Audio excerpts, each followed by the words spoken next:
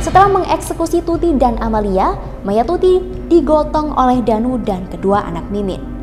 Sementara mayat Amalia dibopong oleh Yosep. Jasad Amalia ditumpangkan di atas jasad ibunya di dalam bagasi mobil Alphard yang berada di area parkir di depan rumah.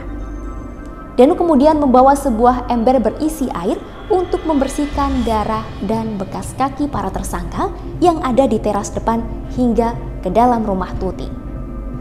Setelah selesai membersihkan TKP, Danu pulang ke rumahnya menggunakan motor bebek miliknya. 2 tahun berlalu, kasus pembunuhan ibu dan anak di Subang masih menyisakan sejumlah tanda tanya. Soal motif hingga siapa pembunuh Tuti Suhartini dan anaknya Amalia Mustika Ratu masih belum pasti kebenarannya. Namun, tiba-tiba polisi menemukan titik terang. Selasa 31 Oktober 2023, polisi berhasil menemukan sebuah golok dari rumah seorang perwira polisi. Ada dugaan golok tersebut adalah salah satu alat yang digunakan untuk membunuh para korban. Namun, benarkah ada keterlibatan perwira polisi dalam kasus ini? Bersama saya Musa, jurnalis Kompas.com. Jadi, gini ceritanya. Sebuah golok ditemukan saat penyidik menggeledah 3 lokasi yang diduga ada kaitannya dengan kasus pembunuhan Tuti dan Amalia. 3 lokasi yang digeledah itu adalah rumah seorang perwira polisi, rumah Yoris anak Tuti, dan terakhir rumah saudara Yosep yang bernama Mulyana. Golok tersebut ditemukan di rumah perwira polisi yang hingga video ini ditayangkan belum diungkap identitasnya. Ada dugaan golok tersebut adalah golok yang sudah sejak lama dicari polisi dari TKP pembunuhan Tuti dan Amalia. Sebelumnya, polisi sudah mencari keberadaan golok tersebut di sejumlah lokasi, termasuk ke kebun kacang di sekitar lokasi. Namun saat itu polisi hanya berhasil menemukan sarung goloknya saja. Nah, untuk memastikan apakah ini betul-betul golok yang dimaksud, polisi akan melakukan swab ulang. Nantinya, hasil swab terhadap golok dan sejumlah barang bukti lain akan dicocokkan dengan keterangan para tersangka. Karena penemuan-penemuan baru itu, polisi kemudian kembali melakukan prarekonstruksi pada 2 November 2023. Ada 95 adegan yang diperagakan para tersangka yang menunjukkan proses pembunuhan itu. Prarekonstruksi dimulai dengan adegan Danu yang bekerja di warnet, bertemu Yosep, hingga peristiwa berdarah di TKP.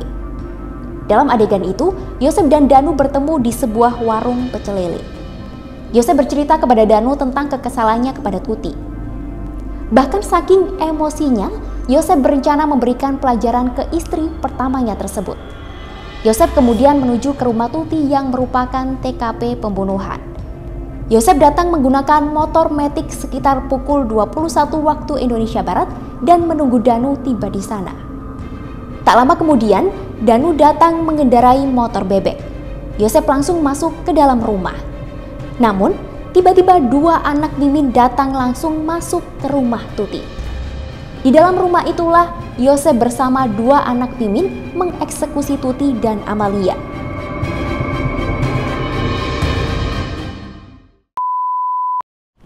Udah subscribe belum? Aku tungguin nih.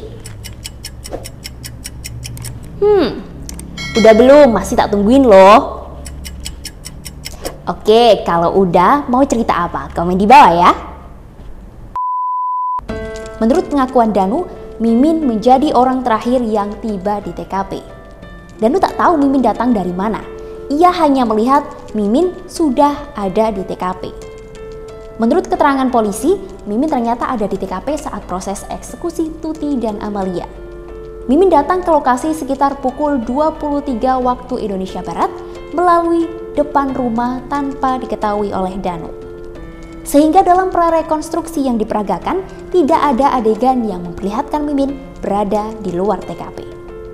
Setelah mengeksekusi Tuti dan Amalia, mayat Tuti digotong oleh Danu dan kedua anak Mimin. Sementara, mayat Amalia dibopong oleh Yosep. Jasad Amalia ditumpangkan di atas jasad ibunya di dalam bagasi mobil Alphard yang berada di area parkir di depan rumah. Danu kemudian membawa sebuah ember berisi air untuk membersihkan darah dan bekas kaki para tersangka yang ada di teras depan hingga ke dalam rumah Tuti. Setelah selesai membersihkan TKP, Danu pulang ke rumahnya menggunakan motor bebek miliknya. Dari rangkaian prarekonstruksi itu, polisi menemukan bukti baru yang cukup mengejutkan. Polisi menemukan DNA orang lain atau orang tak dikenal di bawah jasad Tuti dan Amalia yang berada di dalam mobil Alphard. DNA tak dikenal itu ditemukan polisi dari darah yang berada di bawah kedua jenazah. Karena belum teridentifikasi, polisi mendefinisikan DNA itu sebagai DNA Mr. X. Nah, sampai saat ini polisi masih terus mendalami siapa si Mr. X ini. Penyelidikan DNA ini dilakukan dengan mencari DNA pembanding dari sejumlah saksi yang diperiksa. Hal ini dilakukan untuk mengetahui apa hubungan Mr. X dengan kasus pembunuhan ini.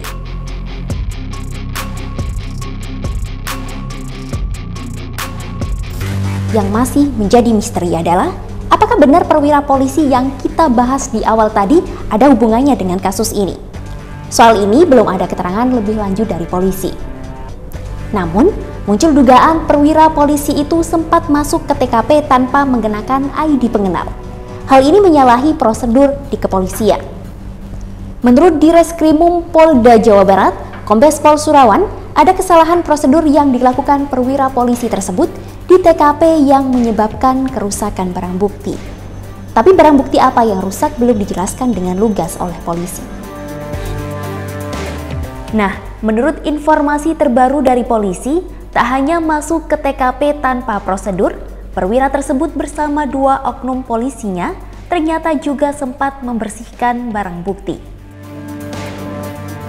Yang masuk ini masuk tanpa prosedur dan tanpa sepengetahuan penyidik.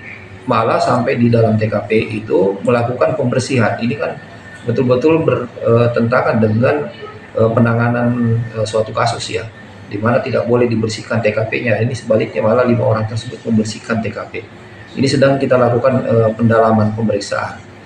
Yang masuk membersihkan TKP ini ada beberapa keterlibatan anggota polisi. Nah, salah satunya memang perwira. Ini sedang kita lakukan pemeriksaan terhadap perwira tersebut. Perwira 1 orang, bintara 2 orang, dan memang ketiga orang ini punya hubungan keluarga dengan tersangka.